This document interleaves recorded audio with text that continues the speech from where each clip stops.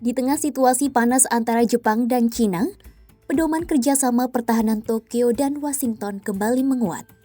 Pedoman itu mengatur tindakan jika Jepang diserang oleh siapapun. Berdasarkan pedoman tersebut, negeri Sakura diizinkan membela diri dan sekutunya negeri Paman Sam akan memberikan dukungan penuh. Lantas, bagaimana taktik Jepang Amerika Serikat jika Cina menyerang kepulauan tersebut? Simak selengkapnya dalam video berikut.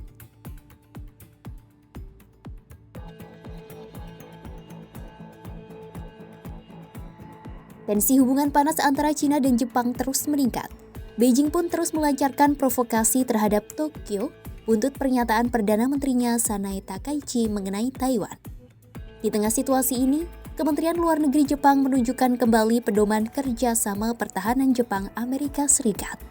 Pedoman ini pertama disetujui pada 27 November 1978 dan melalui dua revisi pada 1997 dan terbaru yakni tahun 2015. Melansir mofa.go.jp, pedoman kerjasama pertahanan Jepang Amerika Serikat memuat sejumlah poin-poin penting. Tujuannya sendiri untuk menciptakan landasan yang kokoh bagi kerjasama Tokyo-Washington yang lebih efektif dan kredibel dalam keadaan normal jika terjadi serangan bersenjata terhadap Jepang dan dalam situasi di wilayah sekitar Jepang. Dalam poin 4, dijelaskan langkah tindakan terkait serangan bersenjata terhadap Jepang.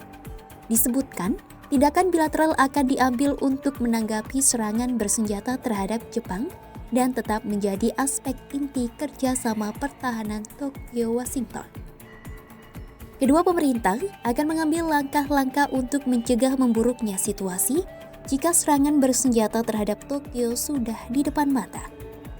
Berdasarkan pedoman ini, Washington dan Tokyo bersama-sama melakukan persiapan yang diperlukan untuk pertahanan Jepang. Ada dua kemungkinan yang akan diambil negeri Sakura dan negeri Paman Sam untuk menanggapi serangan terhadap kedua negara. Lalu, seperti apa taktik tersebut?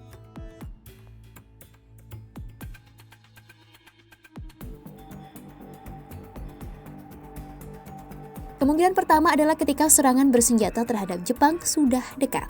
Jika kemungkinan ini terjadi, kedua pemerintah akan mengintensifkan pertukaran informasi dan intelijen serta konsultasi kebijakan. Pada tahap awal, Tokyo dan Washington akan memulai pengoperasian mekanisme koordinasi bilateral. Kedua negara akan melakukan persiapan yang diperlukan untuk memastikan respons terkoordinasi sesuai dengan tahap kesiapan yang dipilih berdasarkan kesepakatan bersama. Dalam hal ini, Jepang akan membangun dan memelihara basis bagi bala bantuan Amerika Serikat.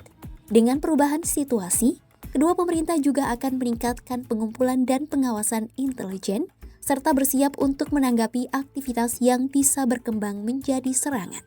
Tokyo dan Washington bersama-sama melakukan segala upaya, termasuk upaya diplomatik, untuk mencegah situasi lebih lanjut. Lalu, kemungkinan kedua adalah ketika serangan bersenjata terhadap Jepang terjadi. Dalam prinsip-prinsip aksi bilateral terkoordinasi, Jepang akan bertanggung jawab utama untuk membela diri dan Washington memberikan dukungan penuh.